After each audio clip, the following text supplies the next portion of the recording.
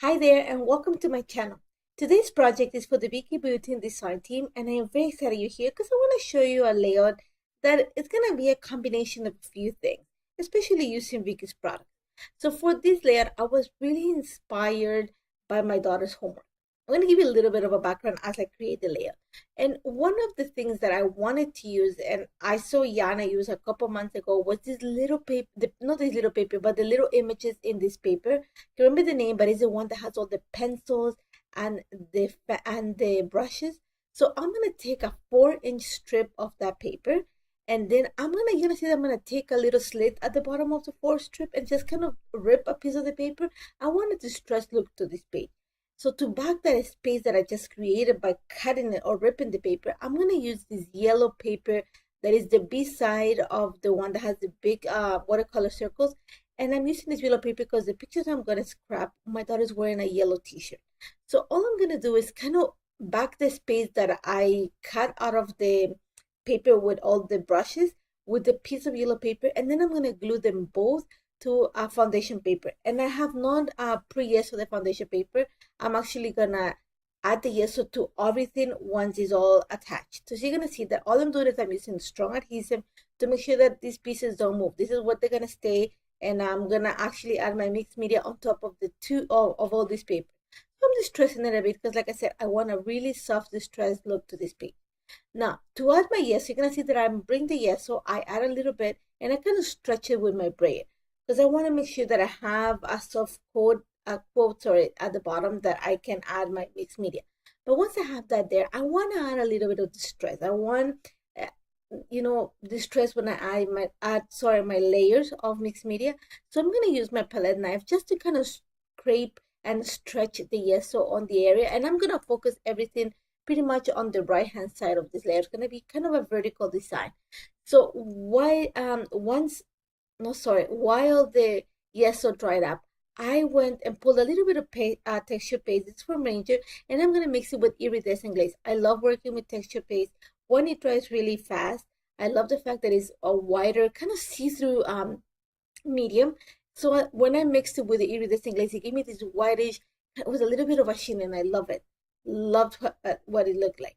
And I'm gonna pull this stencil from Heidi Swap because there's a lot of encouraging words, and like I mentioned before, this layout is all about my daughter. And when I sit down to scrapbook or do anything on the computer, I like to sit on the dining room table because I can see pretty much my entire living room through there. And usually she sits across from me to do her homework or her computer work. And I love working the fact that she's 1 year away from graduating from high school, and it has not been easy because she chose a very hard course. So, but I love seeing that she actually, puts a lot of work into her schooling.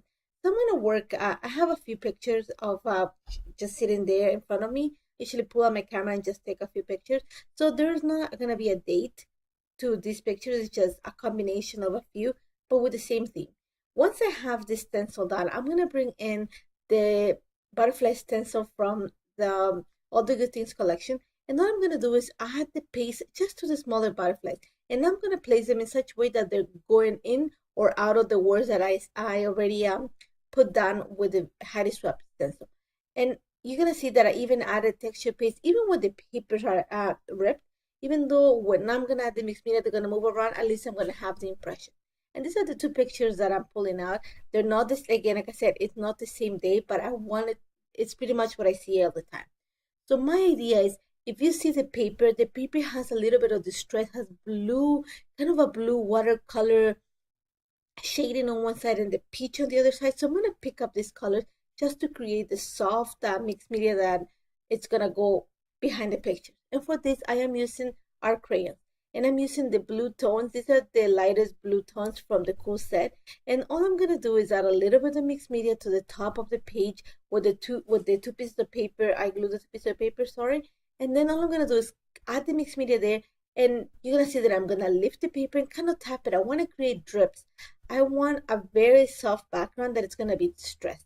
And that's one of the reasons why I added first my stenciling words at the bottom. I want the mixed media to kind of cascade in between the letters. One of the reasons why I'm tipping the paper, you're going to see that I'm going to try to guide the paint going down the page, but then at the same time I'm gonna lift the paper so I don't get like thick drips. I just want little thin drips.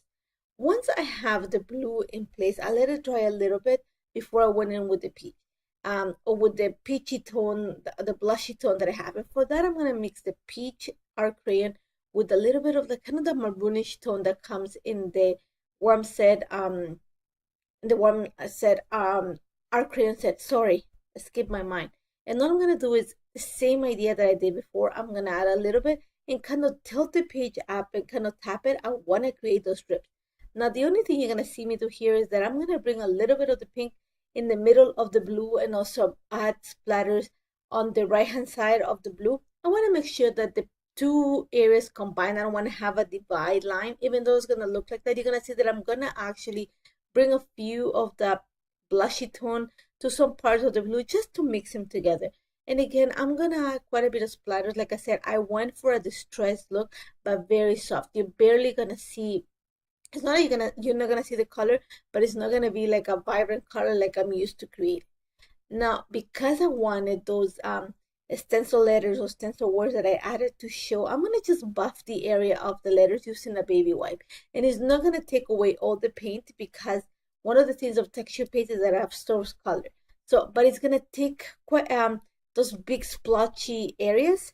So it's just gonna leave it like kind of a little bit of a wash to the letters, but without having those uneven tones from all the splatters. Once I have that, you're gonna see that I'm gonna kind of buff every single one of the letters. Once I have that done, I'm gonna bring a little bit more of the colors just to accent some areas. I think even though I want something really pale, I wanna add a little bit of extra color to some areas that I know are gonna show behind the pictures. And I know already that some of those words are not gonna be legible. They're gonna be hidden underneath the picture, and I'm okay with it. It's not that I plan exactly, all the words to show. I just wanted the texture. I know some of them are gonna, I put some of them in an area where I know they're gonna show, and some of them are not. And one of the main reasons that I put the word thrive at the bottom, because I know that's where my title is gonna go. So all I'm doing right now, like I said before, is just using the same color that I did before, add splatters, but in a darker tone. I just wanna make sure that, it picks up the colors of the background. What my mixed media or my background's drawing, I took some time to just fussy cut some of the pencils. I went for the pencils, for the pens, for the mechanical pencils from this paper. Like I said, all this layer is all about doing homework and studying. So I thought that it was going to be a great way to actually bring some of the idea to the clusters. And I'm going to fussy cut also the brushes, because you know what? I might as well just keep them. I'm sure I'm going to use them in another project. And these are the two pictures that I want to scrap. And that's what I'm using yellow, because my daughter's wearing that yellowish kind of orange tone in the t-shirt. While the mixed media was drying, I also fussy cut a few of the butterflies, and I cut those little notes from one of the papers in the All the Good Things collection. And I gave me the idea of school papers, so I knew that I was going to use them as layers. Now I'm going to back the picture that my daughter's wearing the yellow t-shirt with the same tone of the paper that I use as a layer. And then I'm going to bring Vicky's 6x8 paper pad, and it's this peachy, blushy tone of wood grain, and I'm going to use it to back the black and white picture. And then I'm going to add those little note paper or journaling spots behind the pictures just as a layer. What I love about them is that they have the lines as looking like notebooks. So I thought it was going to be great with the homework idea. And then I'm just going to add a little bit of foam adhesive to attach them onto the layer. I know exactly that's how I want the page to look like. You're going to see that I'm going to bring a few, not that much. I'm not going to bring that many embellishments. I'm going to use this sentiment that says, all good things take time, and that's from the Field Notes collection. And I'm actually going to erase it with a little bit of foam adhesive, and then I'm going to glue the pens that are in the mechanical pencil that I fussy cut underneath this little sentiment. And then I'm going to start adding those butterflies. I'm going to choose to kind of mix the colors together. I cut two of each of the colors, two yellow, two blush, and two blue. And then just to, I'm all about repetition, just to repeat the black tone that I added on the sentiment, I'm going to create another cluster at the top of that picture that has the yellow paper. And the same thing, I went with things that reminded me of school, and these little sentiments that come in the icons, not in the icons, or in the frames from the Field Notes collection. It has the little note paper, when you rip the paper, that edging. So I'm going to take advantage of that just to kind of create layers behind the picture, kind of a cluster. And then I'm gonna just add the butterflies there. I'm gonna create, kind of make the motion through the page using those fussy cut butterflies.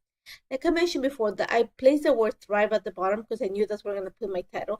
So I'm gonna bring more of those fussy cut elements, those pens that I cut from the paper. I'm gonna use a little bit of foam adhesive just to raise them off the page.